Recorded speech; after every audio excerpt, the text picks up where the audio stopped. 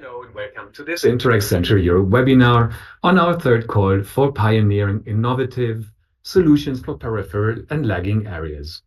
I'm Frank Schneider from the Program Communications Unit and happy to be your host today. Exactly 10 days ago, we officially launched the current call with nearly 300 participants online on this applicant community. Many of you might have attended this webinar already and sent us your initial questions that we already answered back then. However, this was not the first time we presented and discussed the current call with you. Already in June, we published a detailed preview of the call on our website. In a webinar in early July, we then presented the territorial and thematic focus of the call, as well as the features of small-scale projects. We also created a number of thematic tutorials and other support measures, and our national contact points partially also already organized a few events for you. So why am I pointing this out? Well, today this will not be yet another call launch event with many presentations. So this webinar will not help you probably to decide whether you really want to apply in this call, whether this call is interesting for you. This webinar is rather for all of you that are a little bit further advanced already in preparing your application, that have started to develop a concrete proposal and that probably got stuck somewhere or have doubts after reading the TORs, the terms of reference of the call, looking into the simplified application form, etc. So today, as I said, there will not be any presentation, but we will simply collect and answer as many of your questions as possible in the next 1.5 hours. If I look into Slido, which you have on the right of the community screen here, there's already more than 30 questions we can see. So I think there's high interest and we can start very soon with that. We want to hear from you what is unclear in our call documents for you, and maybe where you expect additional support. Time is ticking fast. We will close the call already in less than 7 weeks from now on the 10th of December. So let's start right away and take a brief look at today's running order. So we will start in the first round of today's webinar with answering or taking the questions from you on the general framework of the program and the third call as such. We will also cover questions on the thematic and territorial scope of the project proposals. In the second round, we will then dive a little deeper into what it means to develop a proposal. So how should the work plan be developed? What needs to be taken care of there? We are curious to hear where there are some hiccups on your side, where there are questions on your end. In the third round, then, we will bring in more experts than on the budget, and the project budget development will be the issue there, including also state aid. I'm not sure, I haven't seen any state aid question yet, but they might come in. So we will see whether this is then a point of interest for you also. Before we now come to your questions, let me briefly remind you that we are recording this webinar and that we will upload it also to our YouTube playlist as soon as possible. This will give you then the chance to revisit all the answers given by my colleagues today whenever you need them the most in the coming weeks. As you can see in the Slido tool to your right, so as I said, some of you already sent the questions in advance. You can post your additional questions there at any time. So just feel free to type in your question also on budget when we are still discussing maybe the territorial focus or the work plan. So there's no right or wrong in terms of timing. Just throw the questions at us and we will take them in these 3 rounds and see how far we get today. You can also, by the way, upvote other questions in Slido. So if you think there is already a question that you find really interesting or that is close to your question and that you would like to see definitely answered today, just click on like, thumbs up, and it will be upvoted. And for sure, we will take this question. Last but not least, maybe is if your question is not addressed today, you can also send it in per email to our help desk, which you can reach at helpdesk community.interreg-central.eu. This is there all the time. We will not 24/7, but during office hours, we will try to get back to you as soon as possible with a reply on your question. The more specific questions, maybe a last hint at a support measure that we offer for you as applicants in this call, a very crucial and even compulsory support measure that we offer for you as applicants, especially the lead applicants, are the individual consultations. So if the question is very, very specific, focused on your project idea and not a more general one, maybe, then request an individual consultation as soon as possible. You can do so until the 3rd of December, and meet with one of my colleagues from the project unit, one of our program officers, and exchange with my colleagues more concretely on your very, very specific questions. So before we now start with the first round of your questions, I would have two questions for you in Slido. Now, in the Slido to the right of yours, you will see a first poll. This first poll is, are you already working on a project proposal? As I said, we expect nearly 100%, but I would like to have a reality check who is with us today. So, are you working on an application as a lead applicant right now? Are you working on an application as a project partner? Are you working on an application? Are you not yet working on an application, but you will soon start doing so? Or are you just here to kill time? So I'm curious to hear, what is your choice?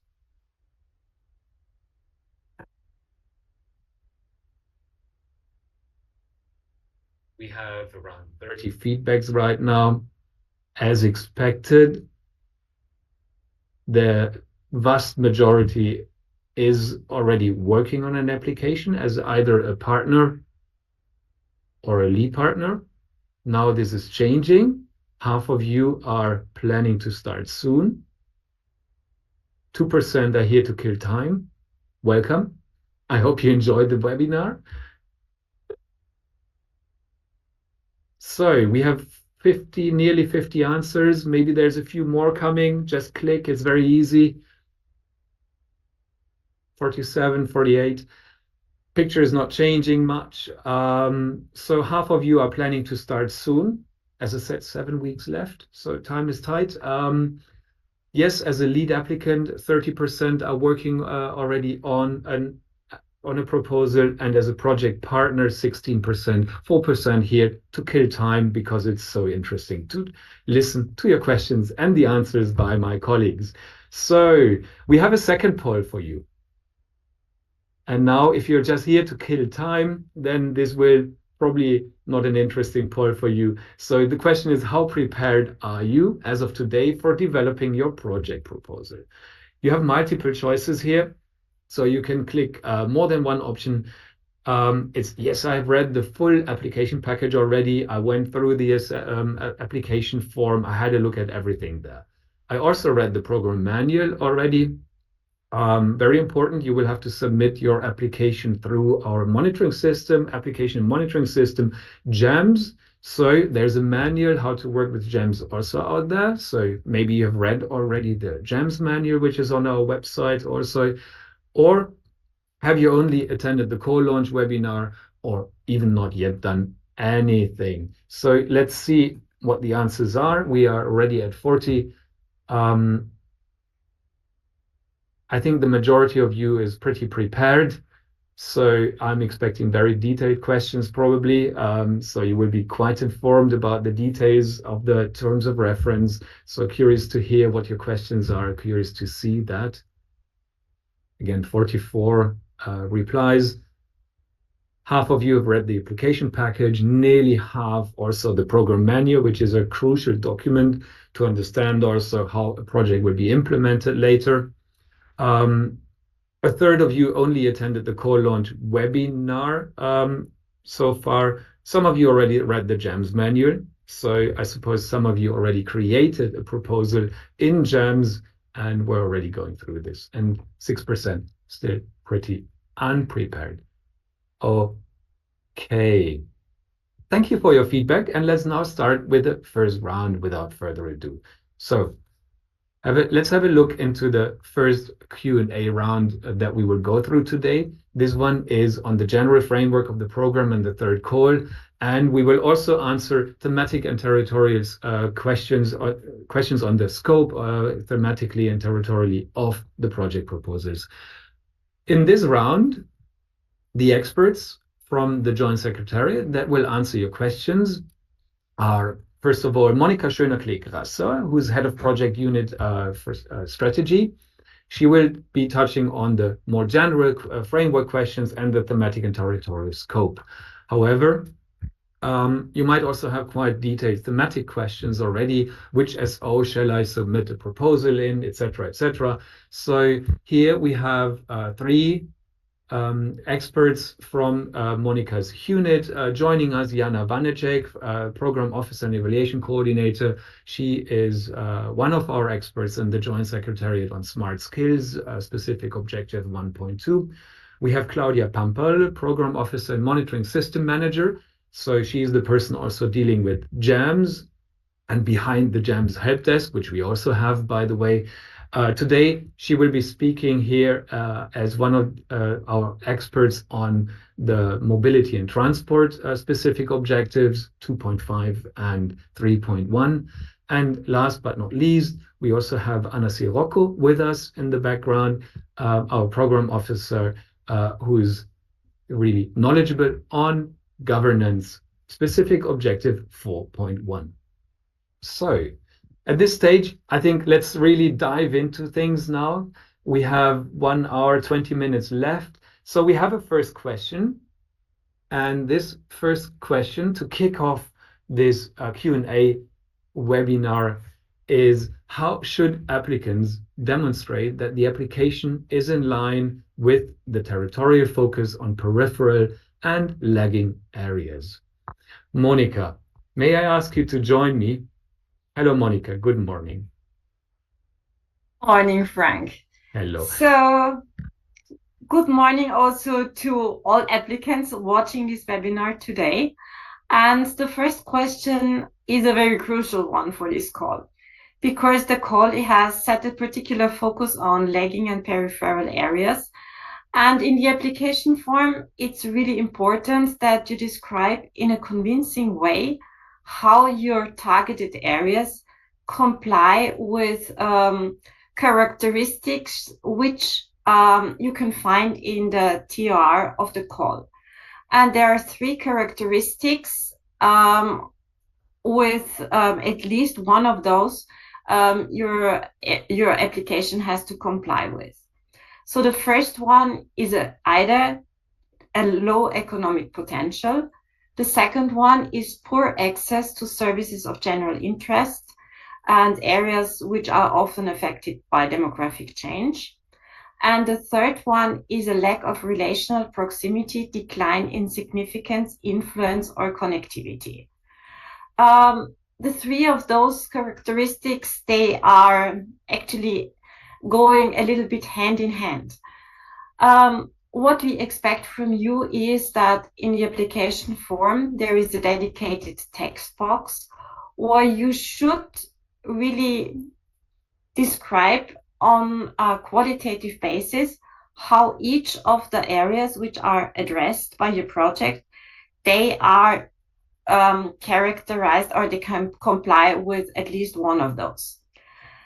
We don't really expect you to provide us with detailed statistical analysis. You should mainly concentrate on the major issues, the major challenges of those areas, and this description should also link actually to the thematic scope and the context of your project proposal. And I have seen already in Slido that there has been questions also asking for particular examples of data, which could be relevant for the one or the other criterion or the one or the other characteristics. If, for instance, we relate to services of general interest, so this is the second characteristic, you can actually use different types of data.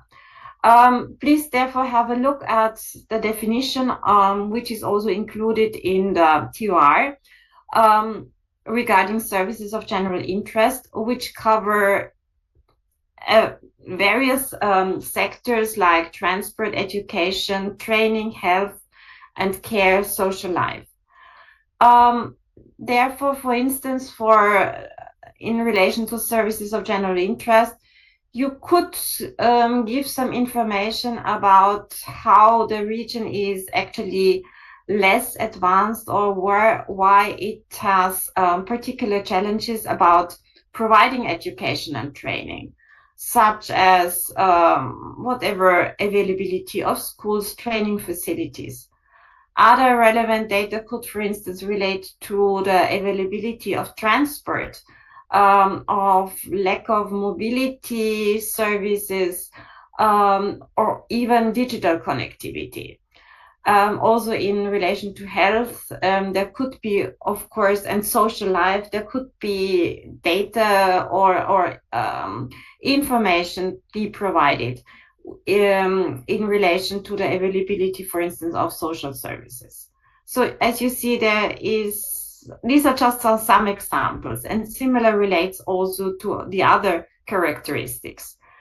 For instance, in terms of low economic potential or lack of relational proximity, data could be relevant in terms of the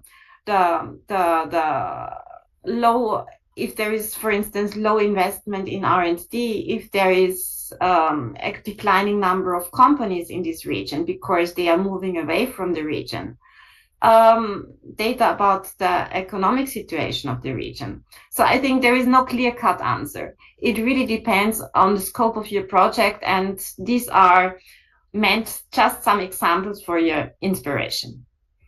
Monica, thank you very much. This was answering 4 questions at once. Well done.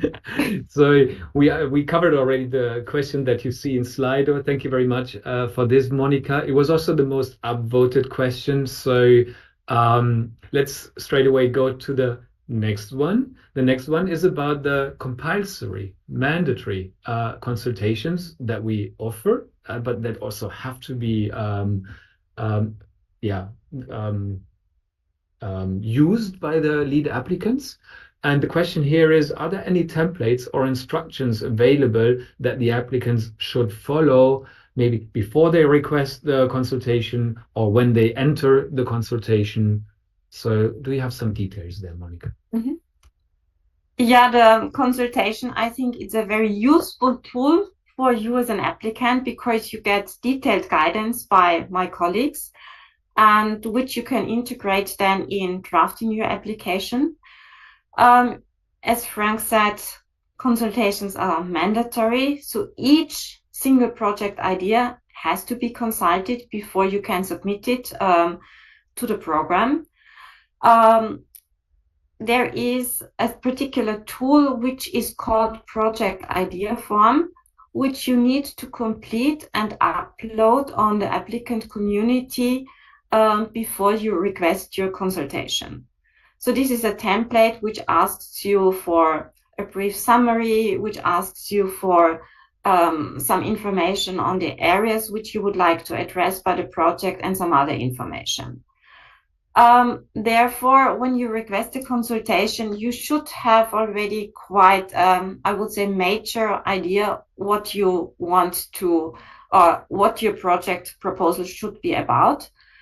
But it should be also somehow that there is no need to have an application form already in a very final phase, because also the guidance which you will get from my colleagues will give you further input in order to further elaborate and complete the drafting of your application. Thank you, Monica. The next question is not anonymous. We have Esther Barta asking the question. Thank you very much, Esther, in advance for asking this question. And I saw you also have a few more that we will take one by one. So the first one by Esther is, how does the call define the eligible level of innovativeness that is what is meant by pioneering, actually. How innovative do you have to be a pioneer? That's a very good question, because innovative, of course, can have different levels of ambition. And for the definition of innovativeness, you can also refer to what we have in our program manual. And there we define, as also not only in this call, but also this was also relevant already for previous calls. Innovativeness is that a solution goes either beyond the state of the art in the sector or in the participating regions. So we don't fund, so the purpose of our project is not to do high quality research, but of course it should be something which is new, which has not been done so far, either in the regions, so in the territories, in the peripheral and lagging areas in which you are operating, or the specific sector. Thank you, Monica. The next question might be difficult to answer. Let's see how you understand it. Can a small scale project cover a smaller area? So, yeah, I don't know how you understand this question, but yeah, can a small scale project cover a smaller area? This question was posed by Anonymous. If the answer is not fitting, please shoot us another question, a little more specific maybe. But Monica, I think you have a general message for sure on this. There is a lot of small in this question, and actually it's a call for small projects. In terms of areas, as I think you can also see in the TOR, we don't have any limitations in terms of size of the project, of the areas which you can address. So it could, so if this peripheral or lagging area, it could be a very small area indeed, starting from a local neighborhood or a district or a small little village. And it could also be bigger in terms of size, such as small and medium towns, or even an entire region which is lagging or to be considered as peripheral. So there is no clear-cut answer, but yeah, it can be either small or even larger, as long as it complies with the requirements of the characteristics of peripheral and lagging. Thank you very much, Monica. I think we can give you a short break because the next question is already a very thematic one. And I think I will bring in our experts here, our thematic experts. Thank you, Monica, for now. And maybe I can ask Jana Vanecek to join me here. Good morning, Jana. Hello. Good morning, Frank. Good morning to all. So, Jana, I have a question here. Our idea is to work on the issue of industrial transition and depopulation of areas which were once strong industrial hubs. To me, this sounds pretty interesting, I have to admit. But the question here is, shall we apply with such an idea under 1.2, which is primarily your field of expertise, or in 4.1? And yeah, let's hear first your perspective, your take on this from a 1.2 perspective, and then maybe ask Anna how she sees it in terms of governance in 4.1. Yes, indeed. Thank you for the question. So when you say, or when you ask that you want to work on the topic of industrial transition and depopulation, the question actually is, when considering whether your idea fits better in one or another specific objective, is what you want to work on in detail. So because industrial transition is a process that encompasses many different processes at regional level, and it requires modernization of industrial base. It requires also the ability of regions to really boost innovativeness towards industry 4.0, to support digital skills, but also to compensate for job losses in branches of industry which are not any longer viable. So, and this all links to other processes such as globalization, support to companies to enter new markets and to support them in commercializing abroad and on transnational level. It links to decarbonization, it links to technology change and boosting innovation and use of artificial intelligence, use of mechatronics, and so on and so forth. And one of the key aspects for all these processes to be able to take place is really preparing the workforce and developing skills of employees, developing skills even of entrepreneurs, of the company owners, developing skills of unemployed people, and of the workforce as a whole, and supporting them in their business and supporting them also if they want to start a business. So if you want to work on this particular aspect, that has the potential to really boost innovativeness and industrial transition in Central Europe. And if you want to focus on the skills development, then SO 1.2 would be the right specific objective for you, because then you can help really improve readiness of Central European regions from this perspective of skills and making people ready for industrial transition. Now, if your focus is more also, as you mentioned in your question, on depopulation. So depopulation is a more complex process that can be also, let's say, fostered or counterbalanced by more complex interventions. And there, I would probably suggest that you also consider looking more closely on specific objective 4.1 on governance. And now I'm giving word back to Frank, because we have with us also Anna, our expert on governance. Absolutely. Thank you very much for providing the skills and workforce perspective on this question, Jana. Very interesting and hopefully also very helpful for the applicant who posed this question. Anna Sirocco is our expert on governance. Hi, Anna. Good morning. Yes. Good morning, everyone. Hello.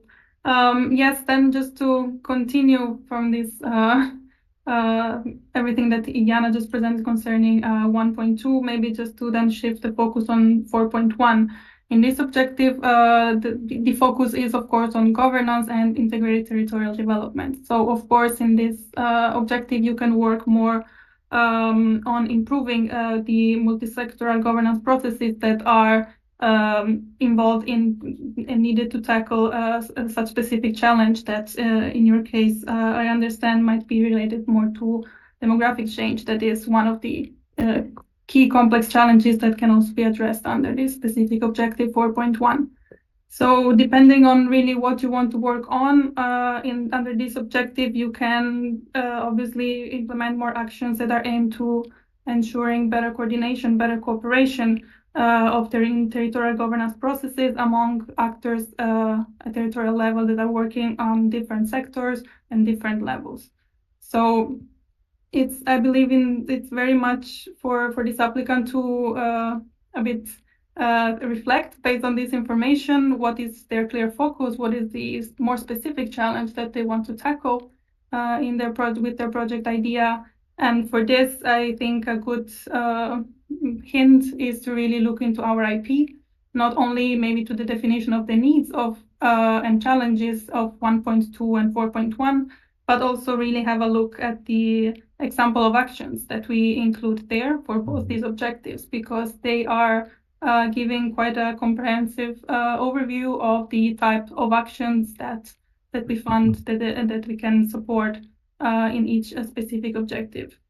And I think you will find very much inspiration, and also they can help you to understand if what you have in mind related to this industrial transition issues and the depopulation that you have identified, if what you have in mind fits more, is going more in the direction of 1.2 actions or 4.1 actions. And then, of course, after this reflection, you're welcome to request your consultation with one of us. Thank you very much, Anna. Thank you very much also for pointing out the IP. To all the applicants out there, welcome to Interreg Central Europe. Welcome to this world of funding. We have quite a few acronyms that we are using. So IP, for those that are not familiar with what the IP is, this is the Interreg program. This is our, if you wish, so founding document of the program. So the program strategy is laid out there. You will find a lot of information in that document on the specific objectives. As Anna pointed out, you will see concrete actions defined that are fitting a certain specific objective. In the Slido chat to your right, you will also see a pop-up with a link to our website where you will find this IP document, the Interreg program document. Yes, it's a big recommendation also, of course, to read through that document if you haven't done so yet. So we have a few more questions on the general framework. It's 10:30, so 1/3 of the webinar is over, but we have 1 more hour to go.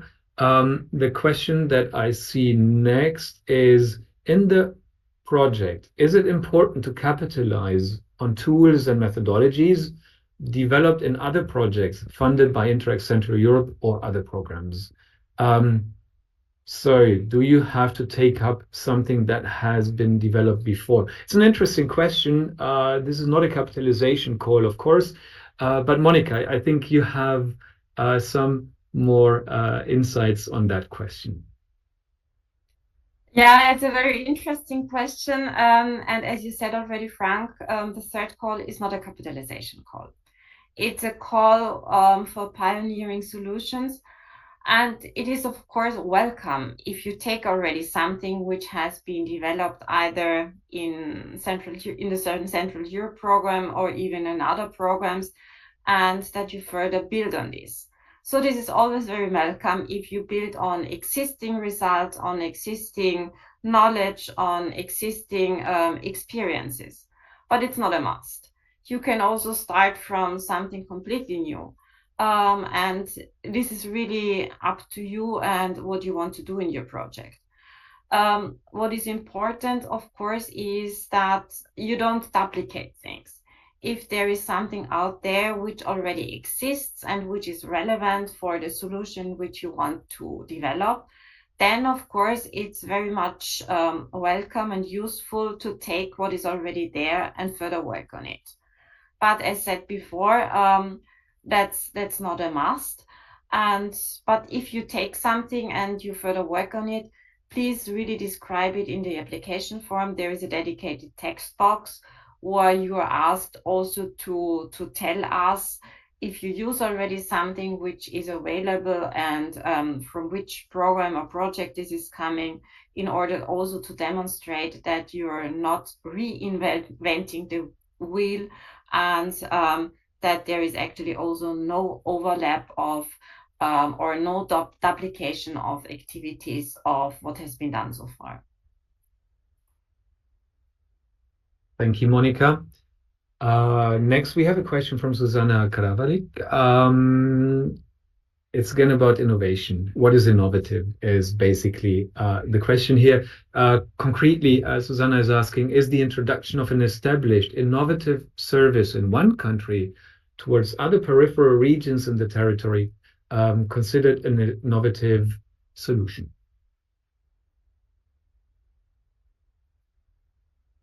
Yeah, that's a very good question, and I think there is also here, it has to be seen on a case-by-case basis.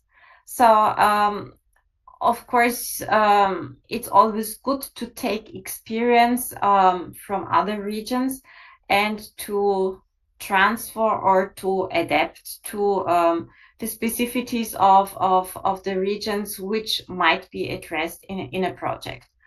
And I would say it should not, to be innovative, it should not be the clear-cut transferring from one region or from one area to another. But if you take, for instance, an innovation a service which has been already successfully applied, and you take this experience to a lagging or peripheral area and adjust it to the territorial features, to the particular territorial situation of this region, this could be, of course, for this region a very innovative approach. But of course, this needs to be seen really on a case-by-case basis. And please always keep in mind what is the particular situation of the region which you're dealing with. Thank you, Monica. A more specific question. Am I correct in understanding that if we are classified as higher education and research, we do not need to fill out any complementary calculation tool? This probably has to do with the declarations for some partners, probably, Monica, that need to be filled in additionally.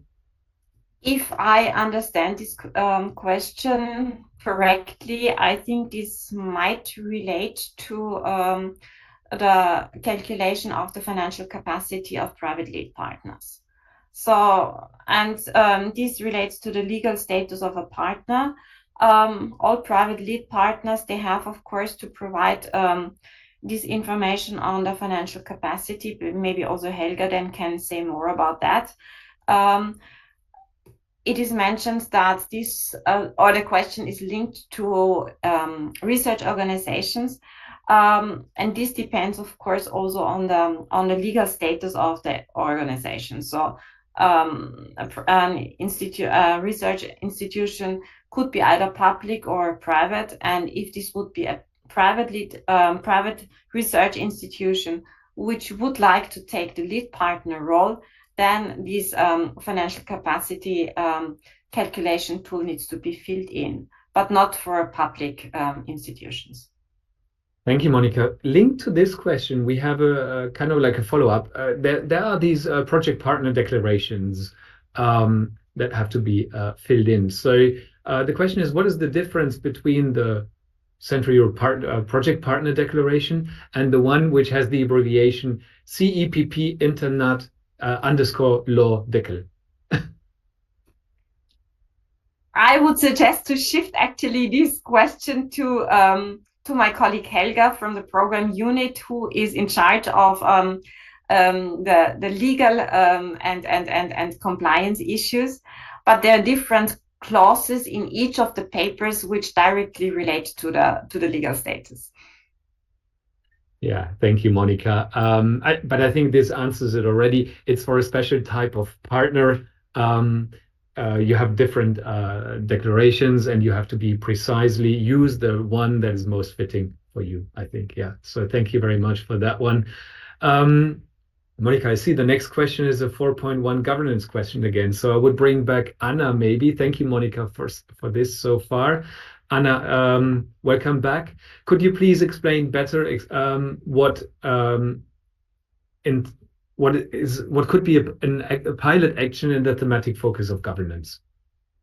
Yes, thank you.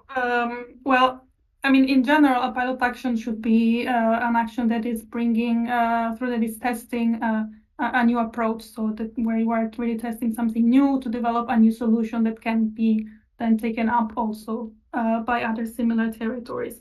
In the context of 4.1, as I said before, the focus is on governance and integrated territorial development.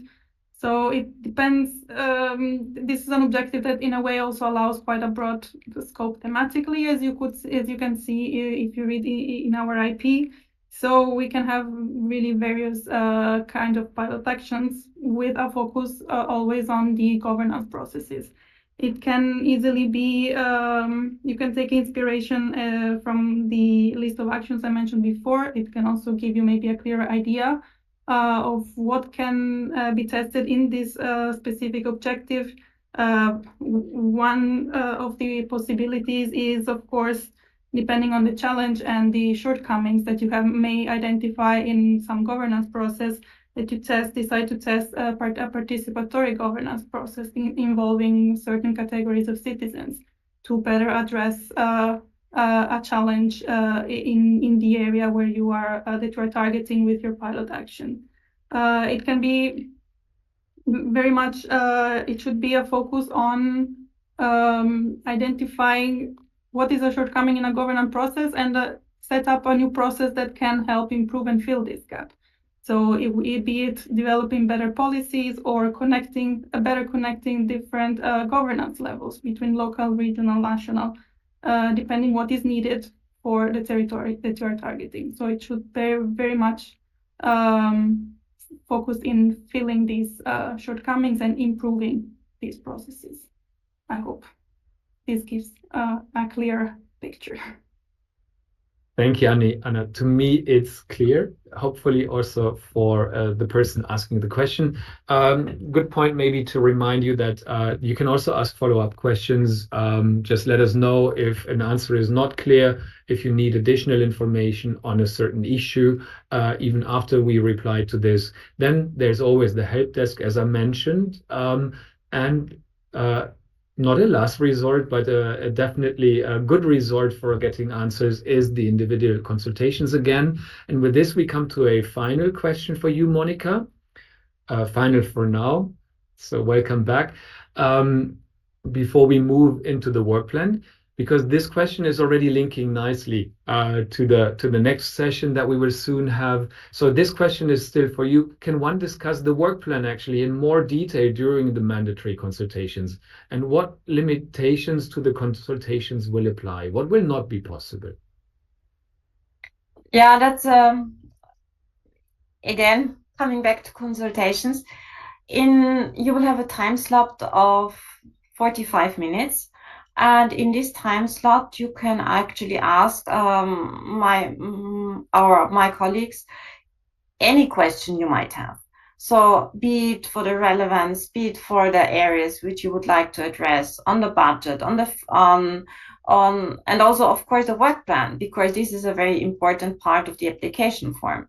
So there, my colleagues, will give you guidance also on outputs, the types of outputs, on indicators, on what might maybe be suitable in terms of number of activities, number of deliverables, how to schedule activities. So there is a lot of questions and which could be addressed or could be asked from your side during consultations. And we will do our best to give you our guidance and steer that you develop your work plan in the most efficient way. Maybe in terms of limitations, a consultation is not a pre-assessment of an application form. And this is also a reason why consultation cannot be based on any other documents than the project idea. So even if you would send us, I don't know, a half-ready application form, we would disregard this. So the basis for consultation will only be a project idea form. And but there, during your consultation, you can ask us any question you might have, and we will do our best to guide and to answer you. Thank you, Monica. Again, I think this is very clear now. We can see that some of the project ideas uploaded to the community are quite detailed, but indeed they are not reflecting any application form yet. So this is really important to point out that this is not a pre-assessment. So thank you very much for that, Monica. And with this, I think it's about time to move into the next session, in which we will discuss in more detail what needs to be done when you fill in a project work plan, when you develop the project work plan thematically. So we're not touching on budget yet in the coming session, in the next Q&A round. The expert who will be answering your questions on the work plan development will be Christoph Ebermann, who is, together with Monica, also head of the project unit, responsible for operations. So we have a first question here that we collected from the Slido questions that were submitted before we started the webinar. And that question was, are there any particular differences for the work plan development to be considered compared to previous calls? So with this, I would like to welcome Christoph Ebermann. Hello, Christoph. Good morning. Hello, good morning. So the floor is yours. Thank you very much. Yes, indeed. I saw already in Slido we have a lot of work plan questions, so I'm very much looking forward to trying to answer all of them. For the first one on the difference to our classic projects and how it affects now in Call 3 our work plan. Well, first of all, projects are shorter than the classic projects which we had. So projects are between or should be between 12 and 24 months. Projects will have a lower budget since the total budget is limited to 800,000. So both aspects, like the shorter duration and more limited funds, of course, affect your work plan. Then in terms of structure, the work plan in this call is limited to 2 work packages. When we talk about work packages, we only talk thematic work packages. So there are no content work packages. We don't have any management work package or communication work package. This is not a difference to the classic projects. It's just the limitation of 2 work packages is a difference. In each of these work packages, you will need to define a project-specific objective and a communication objective, which makes it in total a limitation that in total you will only have 2 project-specific objectives and 2 related project communication objectives, which is also different than in the call 1 and 2. Inside these work packages, as usual, you have to define activities. There's no change. We have the recommendation to have not more than 4 to 6 activities per work package. The difference now is that for each of these activities, you need to have at least 1 deliverable. This is the same, but then we want to limit a bit the number of deliverables compared to the calls 1 and 2. So therefore, we have the recommendation that there should not be more than 2 deliverables. Then what is important, I think, to be kept in mind, it's not directly in the question, but is that each work package needs to lead to an output. And in terms of output types, there are no differences. So all the output types which are available in our program are also available in this call 3.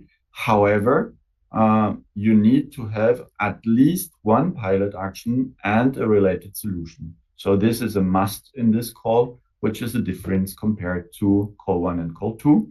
And then, just to mention, there are no investments allowed above 25,000 euros, and there is no cost category 6, infrastructure and works.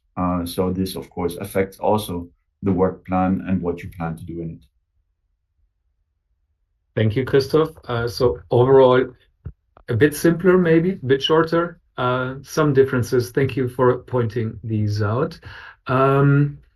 Anna already previously answered a question on pilot actions. Now we have a more technical one, not so much thematically driven. What exactly is meant by a joint pilot action? Is it different stages of pilot actions done separately by each project partner, or all partners working together in all territories? Mm-hmm. Yes, I think as an entry point, and that this is really an important point, please also have a look at our program manual, and here as well as the Annex 2 of the program manual, where our indicators which are related to our outputs are further defined. And there we exactly have then this definition of what is meant by jointly. Maybe to start a bit larger again, we already heard by my colleague Anna on a concrete example of what a pilot action is. If I can continue there, so a pilot action should have an experimental or demonstration character. So it should be limited in its scope. It should be unprecedented in a comparable environment. And what is important, because I saw there are many questions in this regard, which came up also in Slido, you can have more than 1 pilot action, but if you have more than 1 pilot action, each pilot action should be different from each other. Coming to the question, what does it mean jointly? If you look into the Annex 2 of the program manual, you will see that we understand this jointly. The minimum requirement is to have a joint development and joint implementation for the pilot actions, which involves partners from at least 2 countries.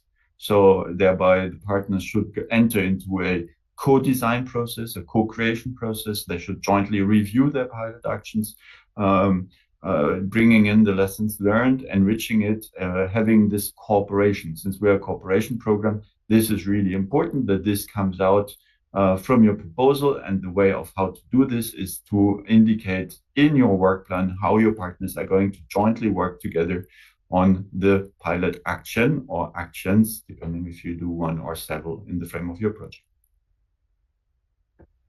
Thank you, Christoph. As you pointed out, there's quite a few questions on pilot actions. So let's stay with this topic a little bit, maybe.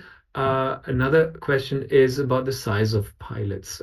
If the investment part, the question is if the investment part can be only 25,000 euros, or how big can be the whole pilot, including staff and external costs? Yes, I think this is. I think there is a bit of misunderstanding when looking at several of the questions we received, because there are several questions turning around this amount of 25,000 euros. I think what is important is to point out is we are not an investment program. So we are not building large infrastructure. In our frame of our cooperation program, investments are only possible if they are linked to a pilot action. So the reason or if you have an investment, it needs to have a transnational character. It needs to bring an added value to the project, and it needs to be necessary for the fulfillment or for the implementation of the pilot action. So that's why you cannot disentangle a investment from a pilot action. Since projects now have a lower budget and a shorter duration, it's not realistic to have large investments in this call. Therefore, we are saying there are no investments above 25,000 euros which are allowed, and there is no infrastructure and works which is allowed. Nevertheless, you can have pilot investments which are below this amount, and if you have several pilot actions, you can also have several pilot investments. But each of these pilot investments cannot be higher than this amount of 25,000 euros if you need, for example, specific equipment which you need for the implementation of the pilot action. This does not say anything, however, about the size of your pilot action, because as said, the pilot action should go way beyond the investment. The investment is just a little part of, if at all, you probably don't even need an investment. But if you have an investment, your pilot action should go way beyond such an investment, because as we said, it is about testing a service, testing a new instrument. So it's not putting the instrument in place and then the pilot action is over. No, if you need an instrument and if you need to buy it as an equipment to test it, then the buying of this equipment is the starting point, and then you roll it out, you test it for 6 months, 1 year, and you draw your lessons. And this is then the pilot action. Thank you, Christoph. With this, we can come to a more thematic focus again. So I think I can give you a short break because this is really related to 3.1 and 2.5, and we have our expert with us today. So thank you, Christoph, for now. I will call you back in a second. And now there is Claudia Pampal, who is our program officer, and as I said, a crucial person for our joint online electronic monitoring system. But today she is here to answer our questions primarily on specific objectives 3.1 and 2.5. So, Claudia, hello. We have a question. What type of pilot actions are expected with limitations given? Very similar to the 4.1 question, I guess, but no, with your focus. The floor is yours. Yeah, thank you very much. Yeah, very interesting question indeed, and I think it's adds on to what we heard just about pilot actions and investments that what Christoph explained.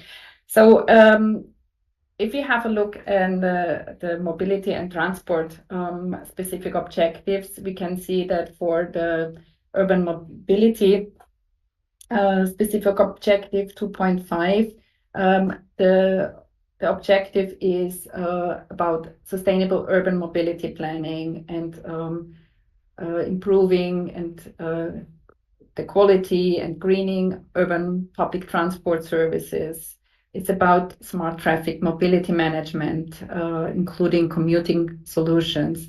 Also, topic of last mile delivery, greening of the last mile in the urban freight and logistic solution context is a topic. So what kind of pilot measures could we think about here?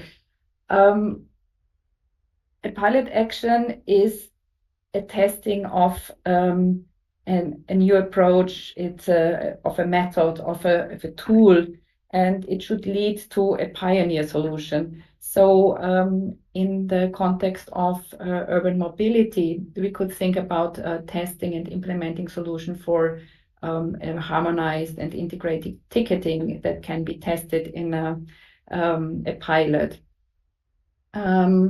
Or we can think about pilot measures for testing and deploying green urban logistics solutions, multimodal hubs solutions that can be tested through a pilot and that lead to a new solution for the involved regions. Measures that focus on behavioral changes towards a more sustainable urban mobility through innovative approaches. This can be a topic addressed through a pilot measure. If we go to specific objective 3.1, focusing on the transport connection of rural and peripheral regions in our area, Central Europe, we have a focus on demand responsive and flexible regional passenger transport. There's a clear focus on improving the accessibility of rural and remote areas and improving also their connectivity to transport corridors. It's about removal of transport barriers and bottlenecks across borders and beyond. Also focus on multimodal freight transport and logistic chains. So pilot measures could focus on the designing and testing of integrated demand responsive transport solution that lead to a better rural and peripheral areas. It could be about testing concepts for regional mobility solution, digital solutions, a better traffic management system. There could be pilot measures testing the optimization of logistics change. Also here a strong linkage to digitalization, because this is a topic in transport solutions. So these are just some examples. You can find a quite good information on what kind of topics can be addressed under the specific objective in the IP, the INTERREG program document. Also here you will find examples of actions supported. It's a non-exhaustive list that you find. So it's a source of inspiration to see what is possible. And as we heard from Christoph before, in this third call, which is focusing on small projects, on small regions, we will not have the investments, so no building and construction in the pilots. Okay, thank you very much, Claudia. When I listen to you, I'm surprised that we have so few projects still in 3.1. There's loads of possibilities. Use them. Have a look in the INTERREG program. Document what kind of actions we are financing and supporting. And pilot actions, as we heard, are obviously very much linked to these actions, to the focus that is described there in our documents. Next, I suggest we just take the most upvoted question on the work plan development. And with this, I bring Christoph Ebermann back into the room. Hello, Christoph. Welcome back.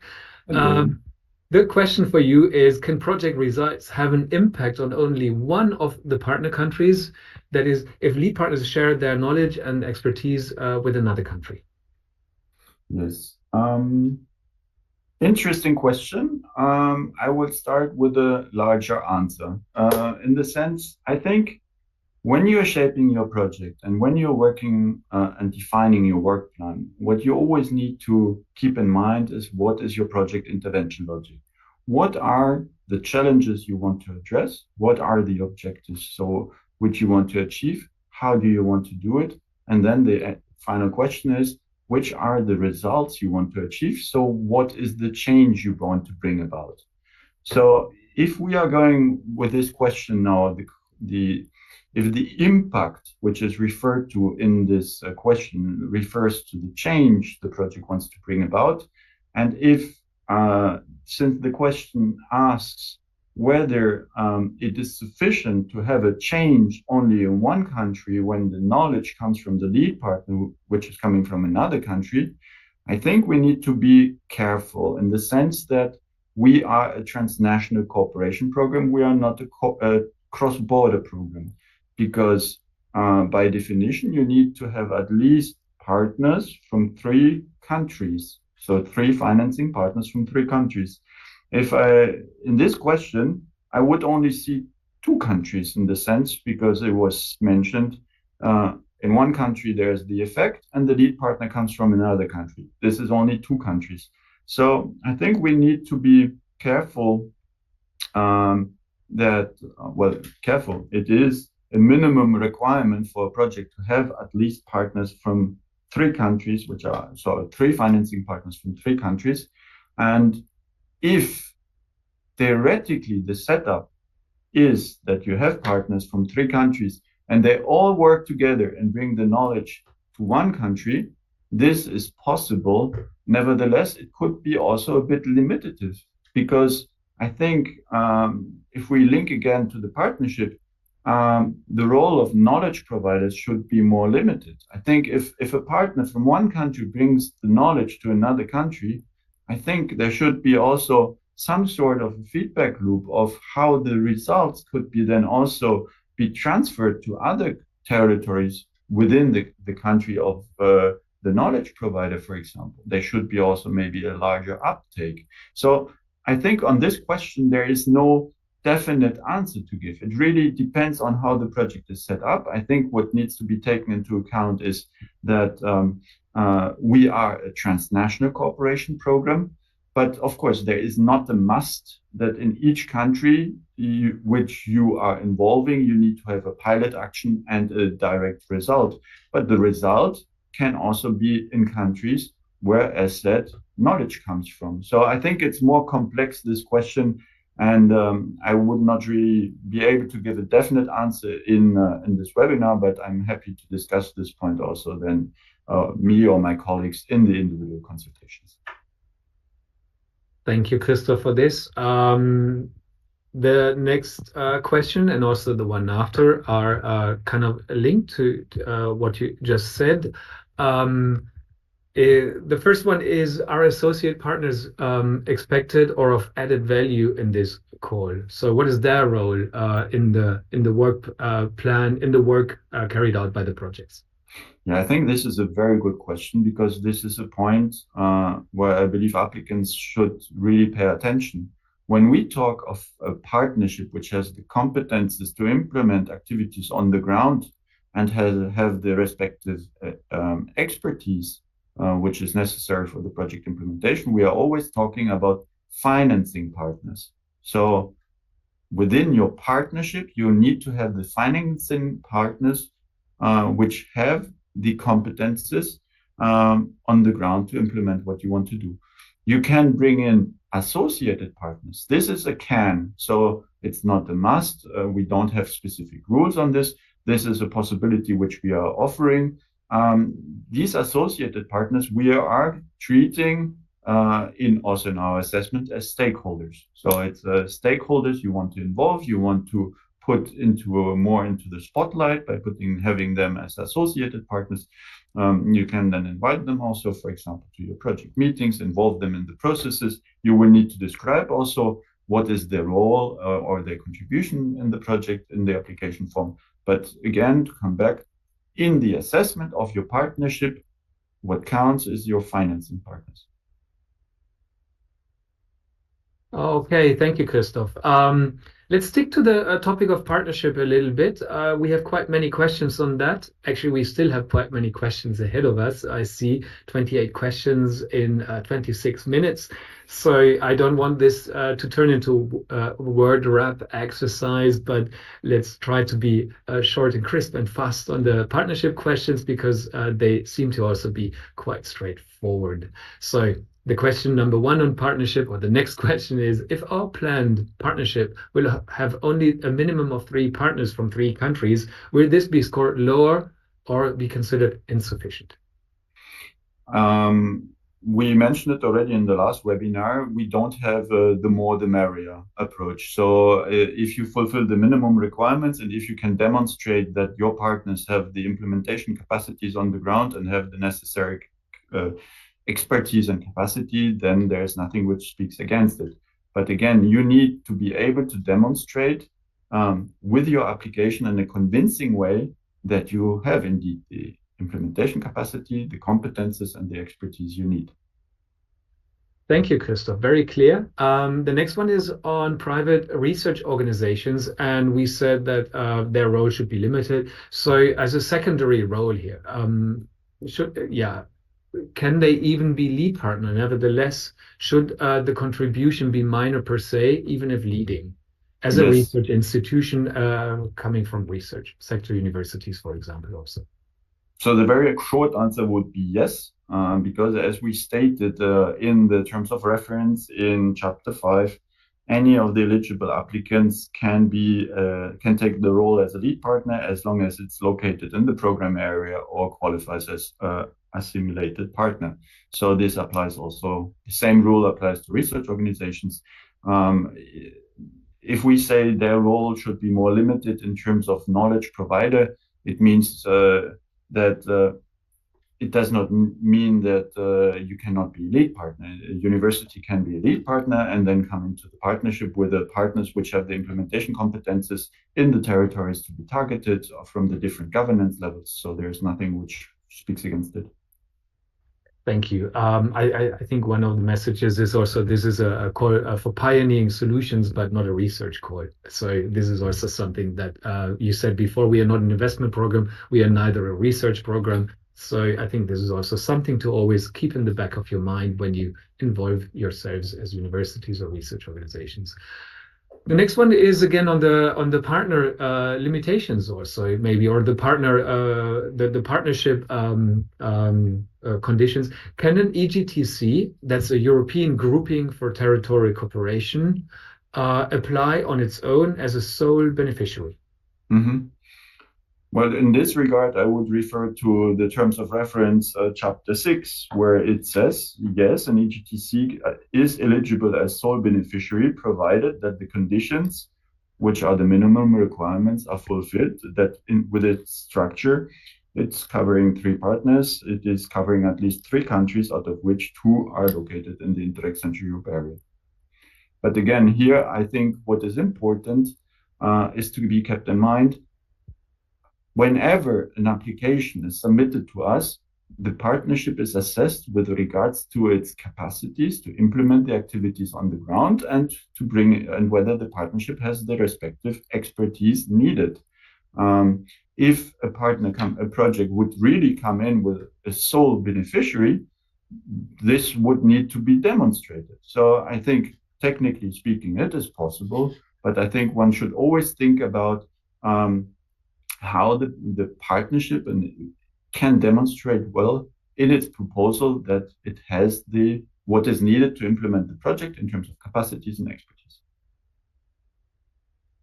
Thank you, Christoph. The question by Esther, should basically be answered. If the lead partner is an EGTC that covers 3 countries and partnership would come from the territory of the EGTC, does it fit in this call? Maybe just to confirm briefly, Christoph. Yes, this is exactly what I was saying a bit, that in EGTC, it can be a partner, and then if you have additional partners from the territories which you're covering, and you make sure that you're covering 3 countries, and these partners are either implementation-oriented partners like local regional authorities, regional development agencies, or others, or research organizations, which have a more limited role, this is possible. I think one message always, because I see many questions on small, very small partnerships, etc. I think it should always be kept in mind 2 elements. One is we are a transnational cooperation program. We are not a cross-border program. So I think there really the transnational added value of the full application always needs to become clear also. We are a program which is dealing with the cooperation of the partners. The second message is, I think I mentioned it almost in every second sentence, partnerships need to demonstrate their implementation competences in the territories they want to address, because this call is a territorial call with a very strong territorial focus. It is important that you bring in the partners who are able to work on these territories, to implement the pilot actions you want to do, and to bring the change about. And this is what you need to demonstrate when you are presenting your partnership in your application. Thank you, Christoph. Pretty clear. We just jumped another question on the involvement of universities and research organizations, because you answered that they can become lead partner, and of course also their role you touched on already. So with that, I think we have covered most questions on the partnership as such. Now we, as you said, we come to this, what does a small partnership do? Now we are back in the work plan development. So the question is, with a small partnership and only 2 work packages, is it okay for the lead partner to be the leader of both work packages in order to simplify management procedures? In contrast to our old 1420 program, we don't have a official nomination of a work package leader anymore. This is a management setup which you can decide on. You will describe how you have set up your management setup in your application. You will also describe it in the partner role. I think what is important, I understand where the question comes from. Nevertheless, there is no yes and no. What is to be kept in mind is that the cooperation approach, this transnational approach, should also be visible from the partner roles. So yes, it is possible that the lead partner is also leading the 2 work packages. Nevertheless, also the other partners should have a role, and a very active role. So in order to also reflect this transnational cooperation approach through the sharing of roles and responsibilities within the partnership.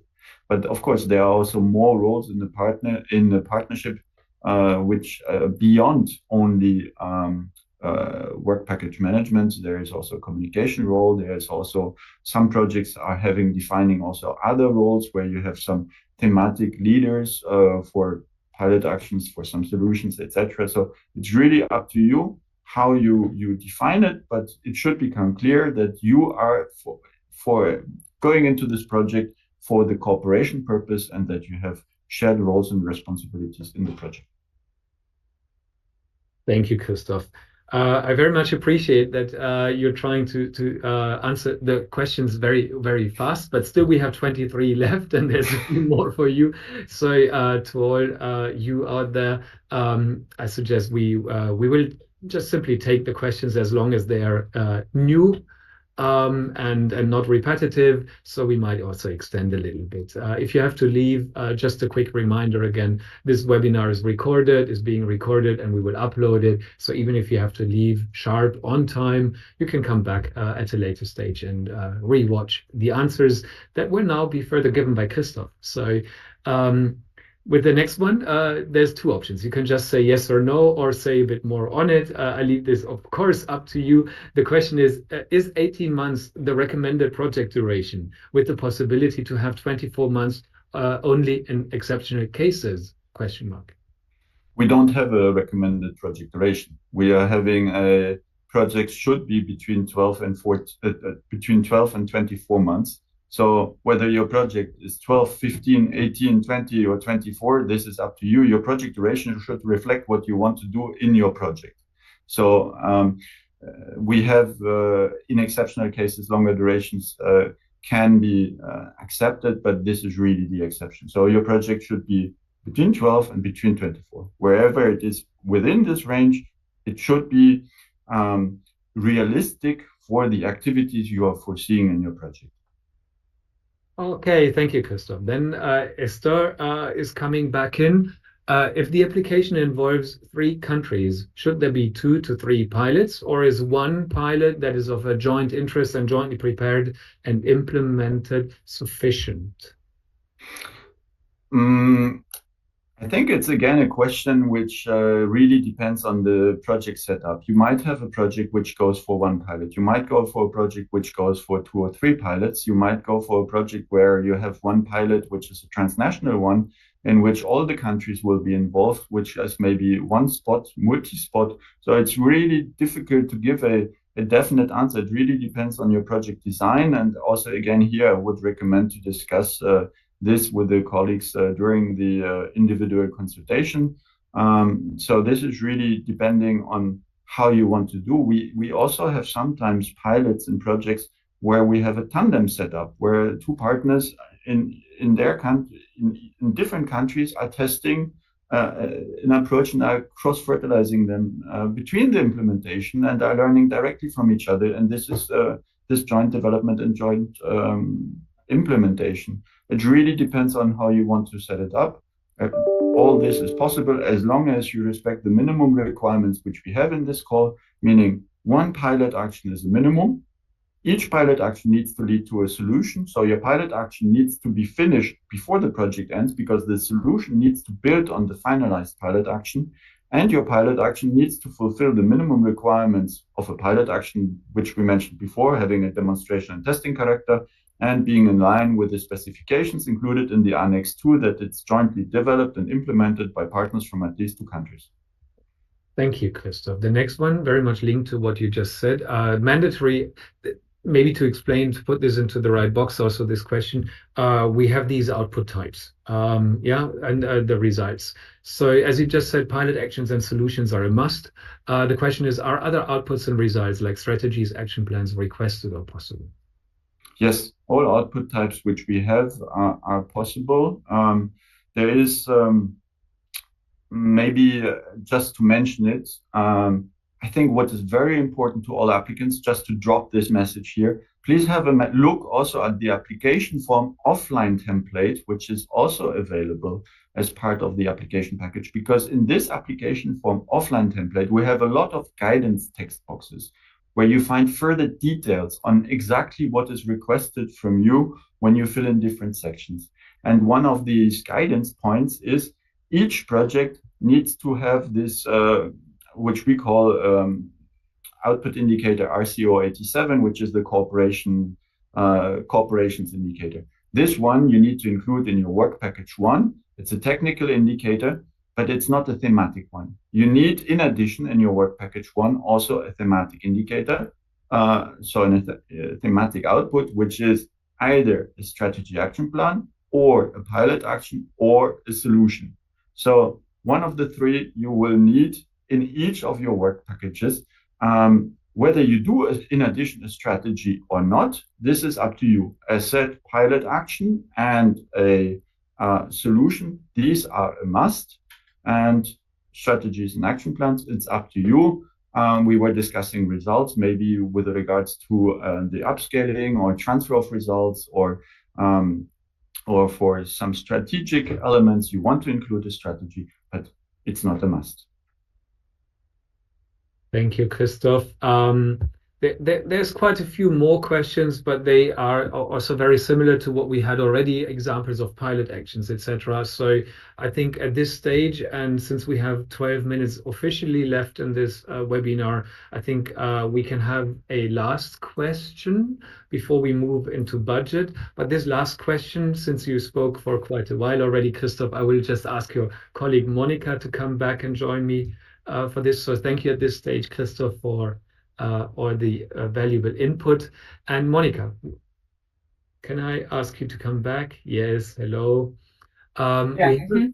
We have a question on upscaling potentials of project results. Could you please explain what that means? How is this to be presented in an application form, and how shall this be best measured?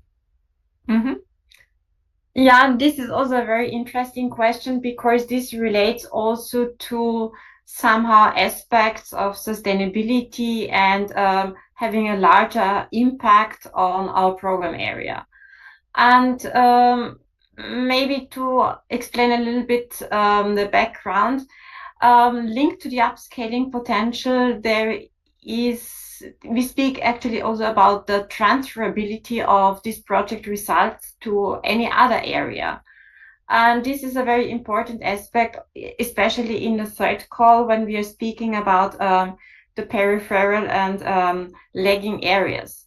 So it's really important that you demonstrate in your application form how or why you see the potential of the solution which you're developing, which you're pioneering, how this can be actually interesting and how this can be applied also to other peripheral and lagging areas.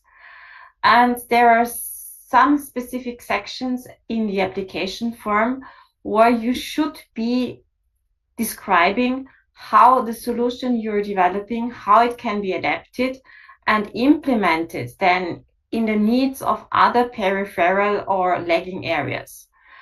There you should also describe why this is also beneficial for the other territories and which concrete plans you have and which steps you might take even after the project ends to upscale and to ensure the transferability of these solutions. This links actually also to the results, which are also part of our result indicators. For instance, there you can also include, I don't know, some information on how you would think that maybe just as an example of how many areas could be maybe adopting the project results, how these solutions could be adapted to other local realities, and how you would make them sustainable in order to achieve a positive impact, not only on the areas which you are actually addressing in the more narrow sense of the project, but also beyond. Thank you, Monica, for this. I thought we can move into budget quickly, but now I can see our potential applicants are pushing very hard one question posed by Sarah Ferrigo. So I think we can take this one still. Now we're jumping the blocks a little bit. So before we get into budget and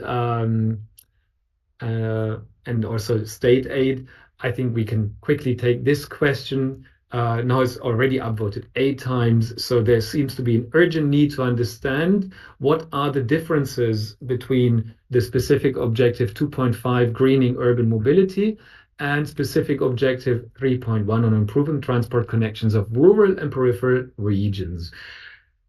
Claudia is with me already. Claudia, this is a question you could speak on for like probably half an hour, but maybe there's also a short answer. Thank you. Yeah, so to cut a long story short, specific objective 3.1 is about really connecting these peripheral areas and regions to the transport corridors, to the nodes, and to improve the mobility in the rural and peripheral areas. In specific objective 2.5, it's about greening urban mobility. So we have the urban focus here. And here the term of functional urban area comes in.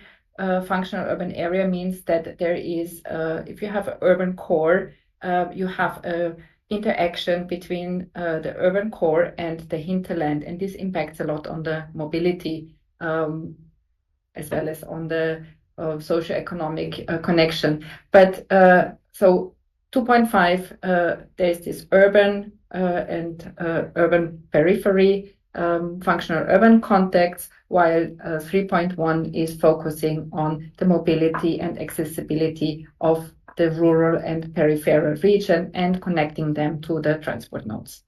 Thank you very much, Claudia.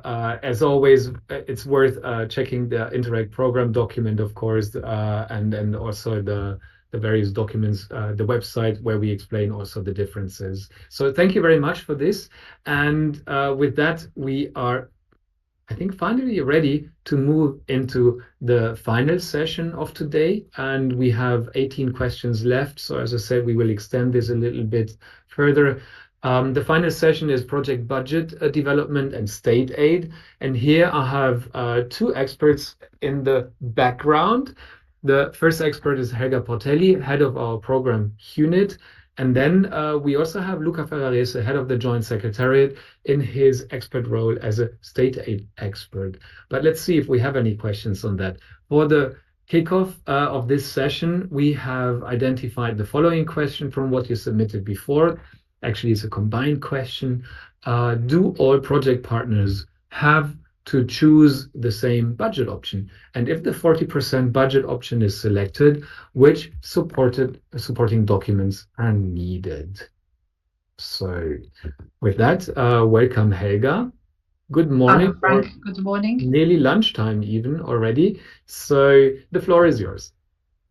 So there are two questions here. One is about actually the application stage. So when you are selecting between the two options, the two possible options for your budget, and this selection is done at partner level and not at project level. So in a project, you can have the partners selecting the different options. So for example, you have two partners selecting the 20% option, which is that the staff costs are calculated as 20% of the cost categories 4 and 5, or the other option where you have staff costs on a real cost basis and the 40% is calculated on that. So you can have different options within the same project and not one option that applies for all the partnership. That is for the first question, and the second question was relating to the supporting document, so it is more of an implementation question. And since the basis for the 40% is the staff costs, this is what needs to be documented. So when you send the cost to the controllers, you need to have supporting documents for your staff costs, all the audit trail that is needed in accordance with our program manual. And based on that, the 40% is calculated. So you do not need to provide supporting documents for the 40%, but only for the basis of the calculation.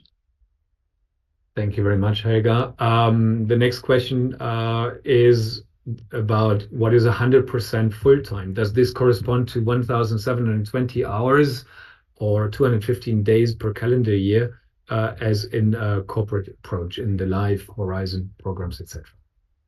So to answer this question, first we have to look at vis-a-vis what is the percentage. When we look at full-time, we refer to full-time vis-a-vis the project. So if I am employed with an institution on a reduced hours, let's say 20 hours per week, but those 20 hours, I spend them all on the project, I am allocated to the project, then vis-a-vis the project, I am a full-timer. So this would be the full-time equivalent there. So one has to look at it vis-a-vis the project. If I am employed anyway with the institution on reduced hours, again, I give the example of 20 hours, but I only spent 10 of those hours on the project, then I am no longer, I am considered that I work part-time for the project. And then there is the calculation method which has to apply. Thank you, Helga. The next one is on staff costs again. Should we consider the actual cost of the month related to the RP, or can we base it on the average monthly cost of the most recently closed year? RP, Helga? Reporting period, I am assuming here. I suppose so. It's Thank you. the acronym. Again, we have to look at it. Are we talking at application stage or are we talking at implementation stage? Now you are preparing your budgets. So when you are drafting your budget, you have to look at what are the actual costs, how much you need, what are the actual costs at the moment, how much you need, what is the percentage of the person who's going to be working on the project, and so on. So you need to take into account what is, it's a budget after all, you know, you are forecasting this. When it comes to implementation, then it is the actual costs, the gross employment costs that have to be taken into consideration when doing the calculation. Thank you, Helga. We have around 5 more questions on budget straight away, but I would not be surprised if more are popping up. The next one is, in the event that we are unable to affix the annulment wording in electronic financial documents, will an official declaration from the institution be sufficient? So this is more of a legal question, but there you also. And this is again an implementation question. So, according to our program manual, it is compulsory to annul invoices and also electronic invoices with the information as stated in our program manual. So this is compulsory. And in case this is absolutely not possible, it would have to be also checked with the national controller how to overcome, to have mechanism in place for such an annulment, and declarations are not seen in a very positive light here. So it's compulsory according to our implementation. Thank you, Helga. Maybe since I said that there's not that many, 5 questions on budget, there's in total still 14 questions. Maybe we can do it this way, that if you deem a question really interesting and you believe this should really be answered, just start upvoting it so we see how much of a need there is to answer a certain question from another field. But let's stay with the budget right now. Are costs related to research grants and fellowships, and then there's the Italian wording for that, I suppose, eligible among staff costs, Helga? Okay, so again, here we have to look at what the definition of staff costs is. It is clearly stated in our program manual, which has been taken from the regulation. And here, staff cost expenditure mainly consists of the gross employment costs of staff employed by the beneficiary for implementing the project. There is also an exception related to payments to natural persons working for the beneficiary under a contract, which is different to an employment contract, and there are some requirements which are needed there. But this one would have to double check also with their controller. But there is, as I said, a clear definition. So if those for the fellowships, they do not fall within the definition as stated in our manual, then they cannot be considered under staff costs. But it's always very important to clarify certain things with the controllers, because there are also some national, labor law that might apply and so on. But the definition is very clear in our manual. Thank you, Helga. Something that is also rather clear to answer, I think, is the next question. Can a lead partner claim the costs of preparing the application if it is positively assessed? If the project is positively assessed and the lump sum for preparation and contracting costs is foreseen in the application form, then yes, it will be paid out. The amount is of 17,500 total costs, which is equivalent to 14,000 ERDF, and this can be included in the application form either for just one of the partners or split between the partners, but it has to be foreseen in the application form under the relevant section, which is lump sums. Thank you, Helga. The next question, let me turn this around a little bit because it is related to the cost option 3. So maybe you can remind us all here in this room what is option 3. And the question related to that is, which information about pilot investment is required in the project proposal when this option is chosen? Okay, I mean, in the so let's start. What is option 3? Option 3 is where you have staff costs calculated on a real cost basis. And then on top of that, there is the calculation of 40% for all other costs, which means basically cost category 2, administration costs, travel costs, external expertise, and equipment costs. So the 40% would cover all those costs. When it comes to what is to be included in the application form, you have to describe all the activities that you are going to be undertaking, and that is what I mean. It all has to be explained in the work plan, and then of course those kind of costs which relate to maybe equipment or for for the equipment, it would be covered by the 40%. But the description has to be included, of course, in the work plan. Maybe my colleague Christoph would then want to add something on this. But... Yeah, let's see. I will have to bring Christoph back for a final question, I believe, but we are not there yet. So let's stick to you, Helga, for the time being. So the next question is, are patent costs eligible? If the costs are required for what is being carried out in the project, then patent costs can also be regarded as eligible.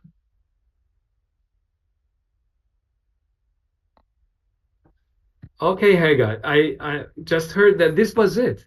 So that was not usual for budget, right? I think it's a clear sign that the budget development was simplified. Yes. So congratulations on all the work you did on that.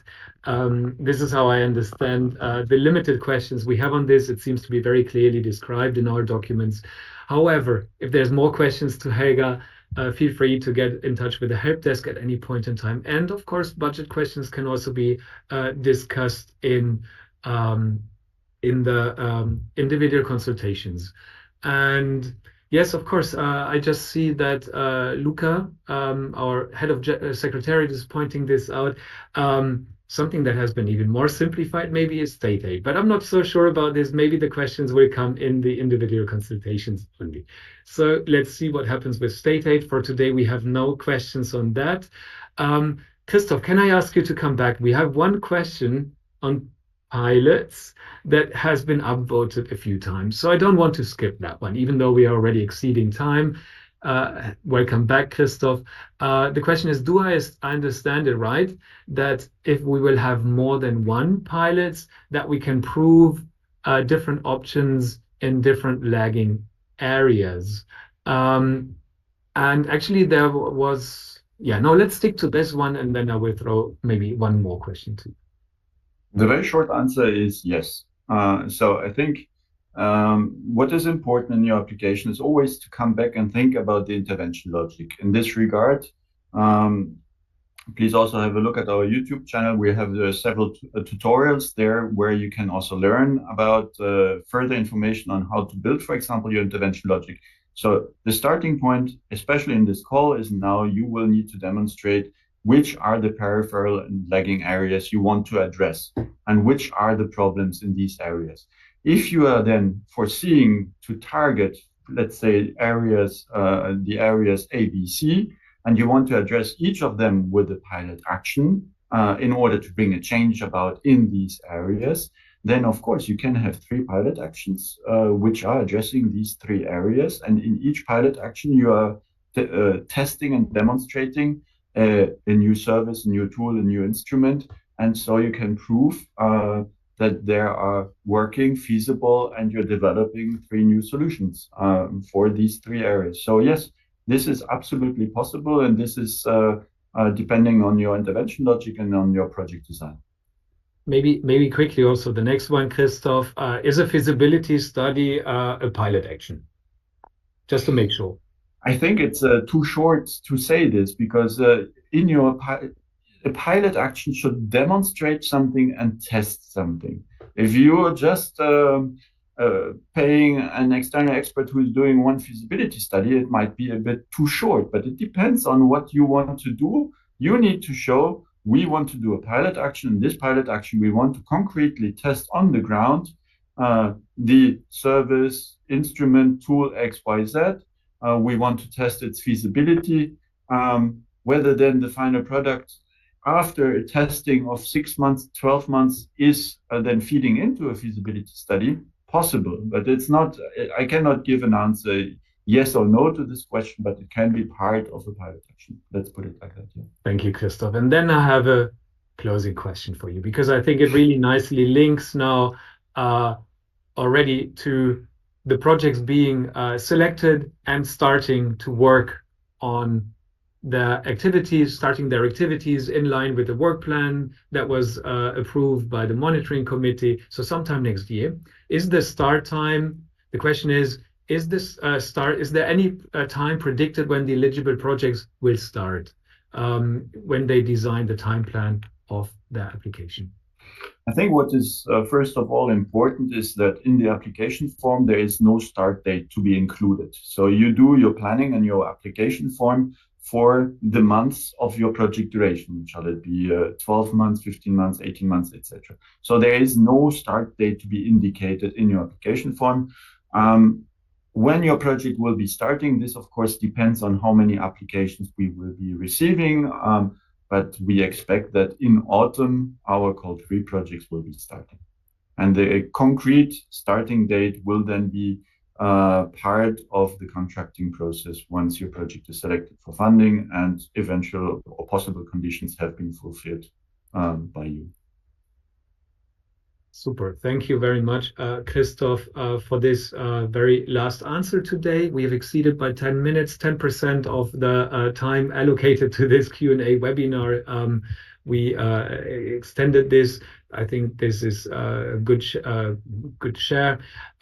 We have 7 questions left, but scrolling through these questions, I understand you try to get some definite answers where we are not able to give a definite answer, because also it depends a lot on the details, how you describe them, how you put them in the application form. I would suggest we close here today. We've covered the questions, nearly all. Send us the ones that you really deem important to be answered at this stage in your project development to the help desk at interreg-central.eu.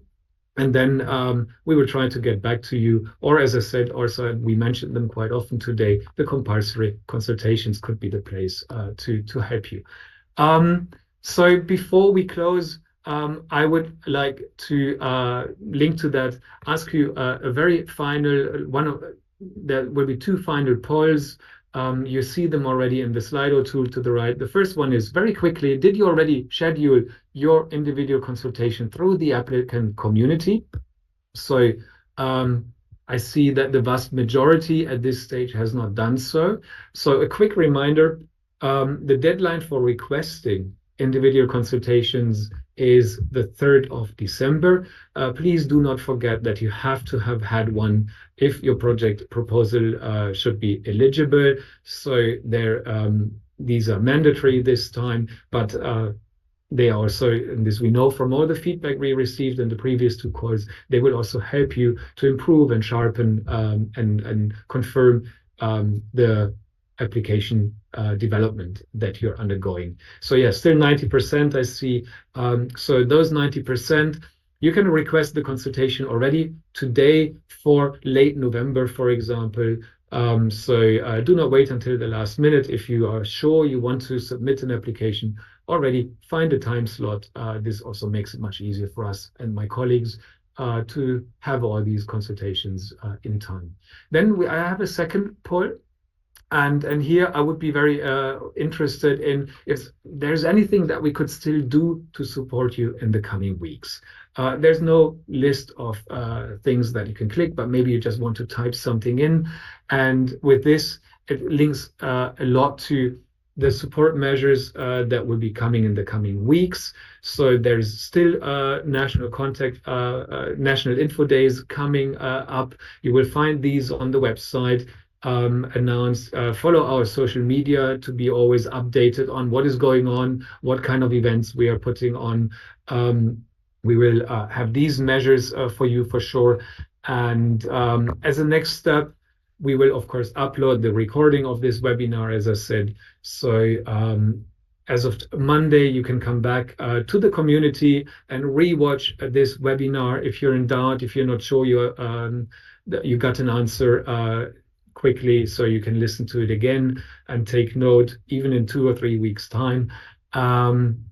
Yeah, and with this, I think let's have a look into what the workloads bring. Another Q&A. Yes, we can look into this. If there is more of that need, we will see in the help desk how many questions are coming our way. It's not planned for the time being, especially also because there are the national information days in which you can ask questions. Maybe also worth pointing out that your national contact points are not running national info days only, but they also run question and answer sessions partially on a regular basis. So apart from getting in touch with our help desk on the transnational level, you can also pick up the phone, send an email to your national contact point to get answers. So we will see how big the need really is for an additional question and answer webinar closer to the deadline of the call. Yeah. Then national consultations. Yes, as mentioned, this is something that is definitely foreseen. So I think this is it. Then I would like to close for today. I would like to thank all the speakers today again. Maybe you can switch on your cameras if you're still there. Thank you very much, Helga, Christoph, Monica. Who's next? Claudia, Jana. Anna is missing. There's Anna also. So thank you very much for, and Luca. Unfortunately, there was no state aid question, but I'm sure they will be coming through the help desk in the consultations maybe. And then also our colleague Christina, who works very closely with Luca on that topic, will be answering these questions. So thank you very much for all your valuable inputs. I think we managed to cover a lot of ground. And with this, also to the team in the background that made this whole webinar technically possible, I would like to close this and thank you and see you around either online. Looking forward to reading from you. Have a nice day. Have a good weekend very soon. Bye-bye.